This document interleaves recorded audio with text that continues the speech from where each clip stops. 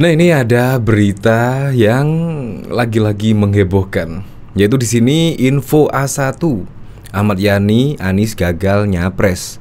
Ex-presidium GMNI mengkonfirmasi keterlibatan rezim. Ini berita apa ya? Info A1, Anies gagal nyapres. Dan tidak hanya ini saja, ada lagi seperti ini, yaitu di sini dari Askara. Info A1, Anies gagal nyapres, reaksi internal dan respon globalnya. Ya, kalau prediksi Anies gagal nyapres itu sudah sangat lama sekali ya. Bahkan kita sering mendengar Anies gagal nyapres. Ya karena apa? Pada waktu lalu ya belum mencukupi presidensial threshold-nya 20%. Ya, alhamdulillah lah sekarang sudah memenuhi ambang batas pencalonan calon presiden pada 2024. Nah, sekarang kendalanya apa? Kendalanya ada lagi, yaitu cawapres dari Anies Baswedan siapa? Di mana PKS dan juga Demokrat ya sama-sama mengandalkan dari partainya masing-masing. Terlebih di Demokrat, yaitu selalu menawarkan AHY untuk mendampingi Anies Baswedan, dan juga PKS Aher, dan bahkan sekarang juga sudah melebar lagi, yaitu PKS kepengennya Sandiaga Uno, Mahfud MD dan lain sebagainya. Tetapi dari Demokrat ya tetap satu nama aja, AHY. Nah, itu juga kemungkinan bisa jadi gara-gara cawapres. Ya, koalisi akhirnya tidak solid dan bisa jadi ada yang hengkang besok. Ya, kita tidak tahu lagi. Belum lagi ada pengajuan PK kubu Muldoko di MK. Itu bisa jadi juga, apalagi ditambah dengan Anas Urbaningrum sudah keluar dari lapas Sukamiskin. Itu juga bisa akan bongkar-bongkaran. Apalagi Anas Urbaningrum juga mantan ketua Partai Demokrat. Nah, bila di sini Demokrat bisa diambil alih oleh Muldoko, maka koalisi perubahan akan kehilangan satu partai, yaitu Partai Demokrat tidak akan menjadi koalisi di Partai Perubahan. Otomatis syarat untuk pencapresan Anies Baswedan juga gagal. Nah, analisanya sih kurang lebih seperti itu dari berita ini. Tetapi apa ya, masuk akal? Nah, di sini pada tanggal 15 April, berita mengejutkan datang dari Ketua Partai Masyumi, Ahmad Yani. Dalam dialog Ramadan yang diselenggarakan di kantor DPP Brownies, Yani mengaku punya info A1 terkait upaya penjagalan baca pres Anies Baswedan yang diusung Koalisi Perubahan untuk Persatuan KPP. Sebenarnya upaya penjagalan Anies bukan lagi berita, tapi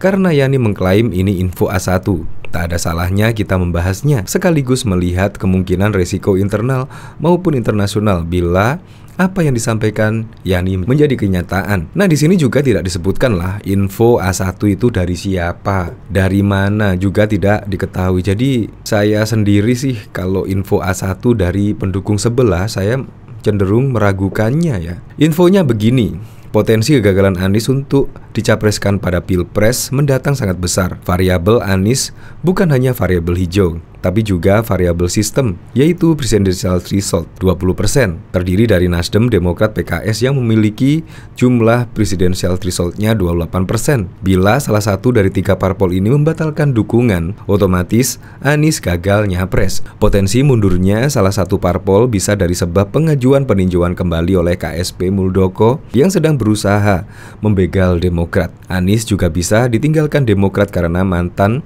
Ketua Umum Demokrat Anas Urbaningrum telah menyatakan akan buka-bukaan soal kasus Hambalang. Konon kasus itu melibatkan Edi Baskoro Yudhoyono, putra SBY, tapi Ibas tak pernah diproses hukum. Nasdem juga berpotensi mencabut dukungan pada Anies terkait tekanan rezim Jokowi. Diprediksi Nasdem tak akan bertahan mendukung Anies bila dihadapkan pada pilihan banyak anggota partai itu akan dipenjarakan. Nah, apakah ini prediksi pribadi atau memang info A1? Kalau info A1 itu nggak begini ceritanya, ini sangat meragukan sekali. Jadi banyak faktor dari penjagalan Anies, ya termasuk dukungan dari Nasdem dicabut atau pengajuan PK kembali oleh Pak Muldoko itu diterima dan akhirnya Demokrat berpindah ke kubu Muldoko. Itu menurut saya sangat susah sekali ya, sangat sulit sekali ya. Jadi di sini info A1 itu beneran apa enggak? Kalau beneran itu sumbernya dari mana? Sumbernya dari siapa? Itu juga belum diketahui. Apa ini cuma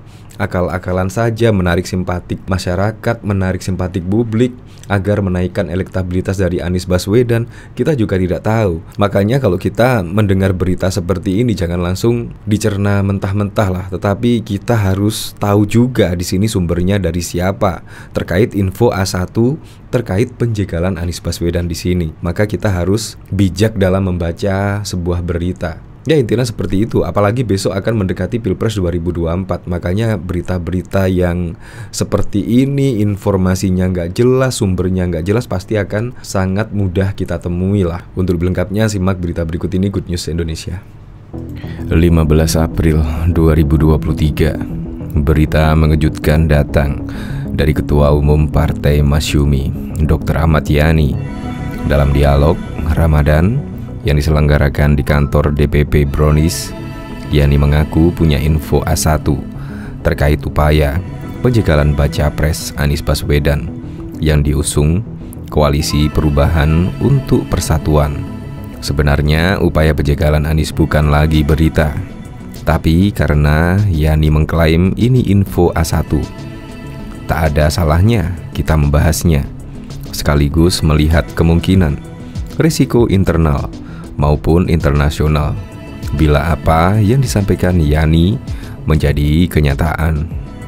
Infonya begini, potensi kegagalan Anies untuk dicapreskan pada Pilpres mendatang sangat besar.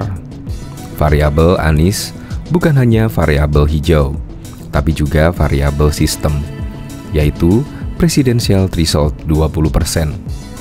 KPP terdiri dari Nasdem, Demokrat, PKS memiliki PT 28%. Bila salah satu dari 3 parpol ini membatalkan dukungannya, otomatis Anies gagal nyapres. Potensi mundurnya salah satu parpol bisa dari sebab pengajuan peninjauan kembali oleh KSP Muldoko yang sedang berusaha membegal Demokrat. Anies juga bisa ditinggalkan Demokrat karena mantan Ketum Demokrat Anas Urbaningrum telah menyatakan akan buka-bukaan soal kasus Hambalang. Konon, kasus ini melibatkan Edi Baskoro Yudhoyono putra SBY, tapi Ibas tak pernah diproses hukum. Nasdem juga berpotensi mencabut dukungan pada Anies terkait tekanan rezim Jokowi. Diprediksi, Nasdem tak akan bertahan mendukung Anies bila dihadapkan pada pilihan banyak anggota partai itu akan dipenjarakan. Yang lebih spektakuler, rezim menggunakan instrumen hukum, yaitu KPK. Pertarungan di lembaga anti rasuah ini sedang berlangsung. Kalau kubu Firly Bahuri menang, dia pasti menang. Anies jadi tersangka, bukan pada kasus Formula E, tapi kebijakan-kebijakan yang dipandang menguntungkan pihak lain ketika Anies menjabat sebagai gubernur DKI. Menurut info A1 itu, penjagalan Anies itu tak beresiko. Berdasarkan hasil survei yang tak diumumkan, apapun yang akan dilakukan rezim tak akan ada perlawanan rakyat. Mereka sudah tes ketika pembunuhan 6 laskar FPI, katanya. Ini disetujui Alfian Tanjung yang ikut dialog itu. Kata Alfian, ditinjau dari aspek militansi, masyarakat Indonesia lemah karena banyak unsur pragmatisme. Kita tak harus percaya pada info ini. Terlebih, penyamaan reaksi rakyat ketika laskar FPI dengan reaksi yang muncul bila Anies dijegal tidak apple to apple. FPI adalah entitas yang banyak musuh dan pendukungnya relatif kecil. Sementara, penjagalan Anies akan menjadi kasus politik berdimensi nasional dan internasional. Namun, anggap saja info yang disampaikan Yani benar. Kendati demikian, tindakan rezim menjegal Anies harus berpijak pada motif yang rasional berdasarkan pada faktor-faktor yang objektif. Paling tidak ada 4 faktor objektif. Pertama, Anies dilihat sebagai antitesa Jokowi. Dengan demikian, tidak mungkin mengharapkan ia melanjutkan begitu saja semua kebijakan pembangunan Jokowi. Tidak mungkin pula Anies akan menjamin keselamatan Jokowi dan keluarganya. proses hukum akan dibiarkan berjalan apa adanya. Kedua, rezim Jokowi pasti meninggalkan banyak masalah, di antaranya KKN, hutang yang menggunung, kemunduran ekonomi, hukum, demokrasi, dan konstitusionalisme negara. Isu-isu ini sangat kasat mata dan umumnya berkelindan dengan oligarki politik dan ekonomi. Dus, berpotensi menjerat Jokowi dan kroni-kroninya. Kendati mustahil, Anies dengan senja membongkar masalah-masalah ini dan membawanya ke meja hijau. Bagi pelaku kejahatan yang berpikir serba politis, pelanggaran-pelanggaran yang mungkin mereka lakukan dapat dimanfaatkan Anies untuk meningkatkan popularitas pemerintahannya. Terlebih, isu oligarki telah menjadi common enemy rakyat. Ketiga, Anies berpeluang memenangkan Pilpres. Menurut Refli Harun, pakar hukum tata negara, dia mendapat info dari temannya bahwa sebenarnya hasil jajak pendapat lembaga-lembaga survei yang tidak diumumkan, elektabilitas Anies jauh melampaui Prabowo Subianto dan Ganjar Pranowo. Hasil jajak pendapat terakhir lembaga survei LSI Denny JA mengungkapkan, bila Anies dipasangkan dengan AHY, maka mereka akan mengalahkan Prabowo dengan pasangannya dan Ganjar dengan pasangannya. Tidak mesti info dari Refli dan hasil survei LSI akurat. Namun fenomena ini menjelaskan Anies adalah kompetitor yang sangat serius bagi baca pres lain. Upaya pembentukan koalisi besar yang diinisiasi Jokowi untuk melawan Anies menggambarkan hal tersebut. Keempat, Anies mendapatkan simpati negara-negara demokrasi di Amerika Utara, Eropa, Jepang, Korea Selatan, dan Australia. Dukungan mereka, khususnya AS, terkait dengan persaingan AS dan Cina di Indo-Pasifik. Dalam konteks ini, Indonesia jadi rebutan karena lokasinya yang sangat strategis, pasarnya besar, dan sangat krusial dari sisi militer. Karena itu, Cina sedang mengincar Indonesia untuk dijadikan sekutu junior. Fenomena ini terlihat dari fakta-fakta berikut.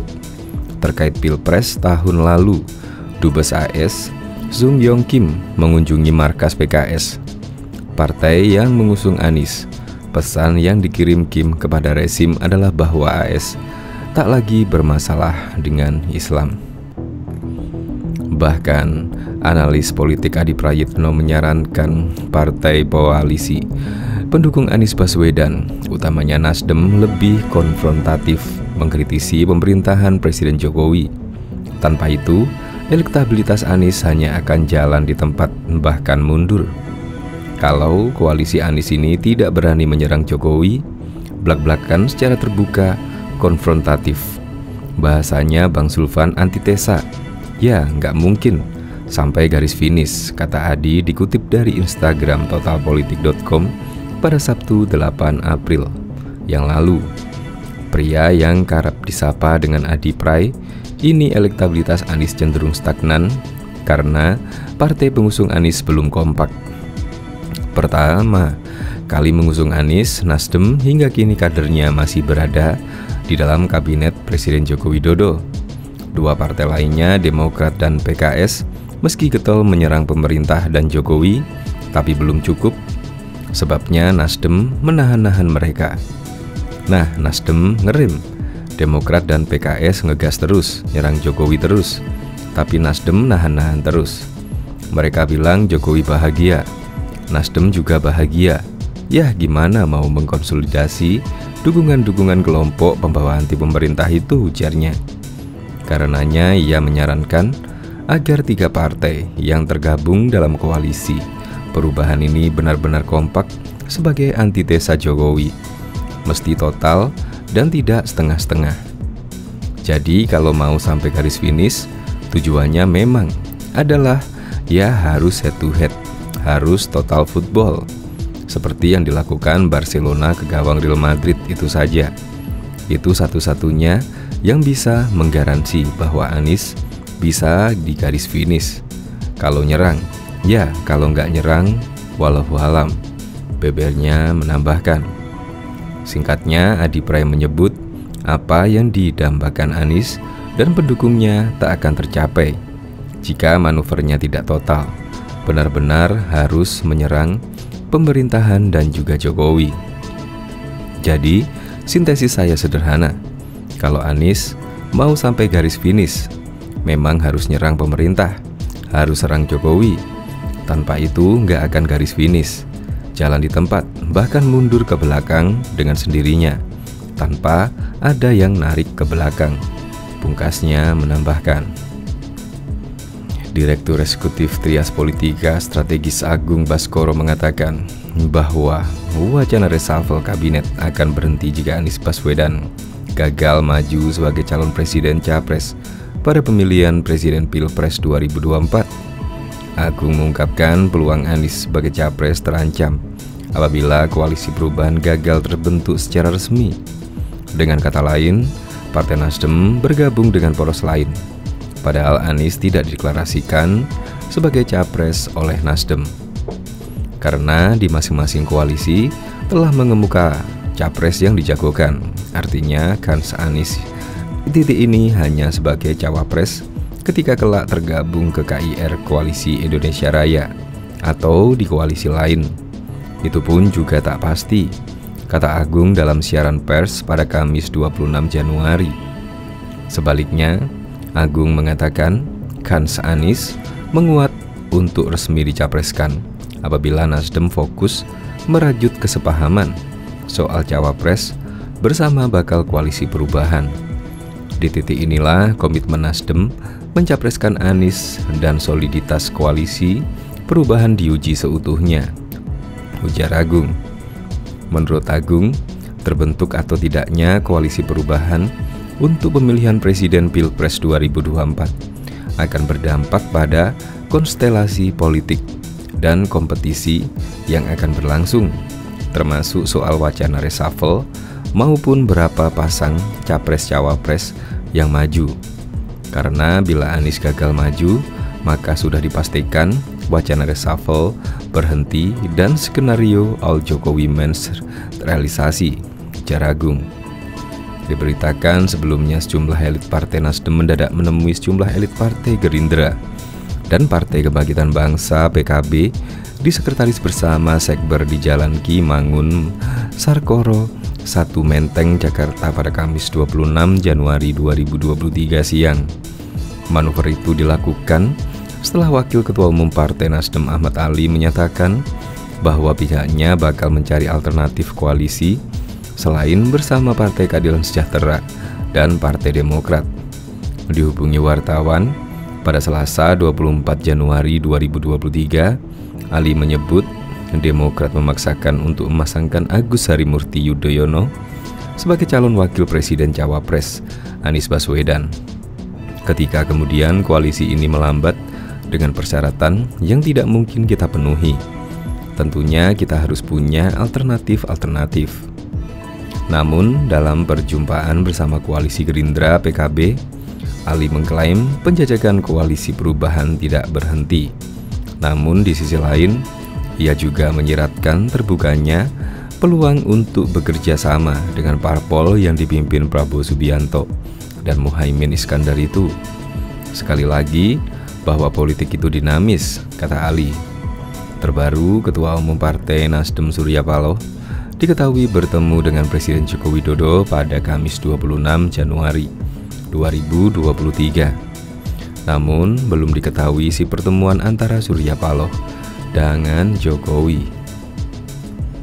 Bahkan Direktur Eksekutif Institute for Demokrasi Ahmad Khoirul Umam mengungkapkan skenario yang bisa membuat Anies Baswedan gagal maju di Pilpres 2024. Ahmad Khoirul Umam mengatakan ada 3 hal yang membuat komunikasi di koalisi perubahan mengalami stagnansi. Pertama, menurutnya komunikasi terjadi stagnan terkait penentuan calon wakil presiden cawapres pendamping Anies Baswedan. Kedua, skema kompensasi sebagai basis negosiasi di antara partai-partai mitra koalisi. Ketiga, rumusan portofolio pemerintahan termasuk kejelasan visi, misi, dan platform kerja yang hendak ditawarkan kepada publik. Di antara ketiga tersebut, faktor penentuan cawapres Anies masih menjadi poin negosiasi yang paling alot, kata Umam dalam keterangannya dikutip dari lawjustice.co pada Senin 24 April. Umam menilai alotnya proses negosiasi penentuan cawapres Anies bukan terletak pada Partai Demokrat dan Partai Keadilan Sejahtera, di mana, kata dia, kedua partai tersebut telah mendorong, seperti Demokrat, ada Ketua Umum Agus Harimurti Yudhoyono, AHY, dan PKS, yakni mantan Gubernur Jawa Barat, Ahmad Hermawan, atau biasa disapa Aher.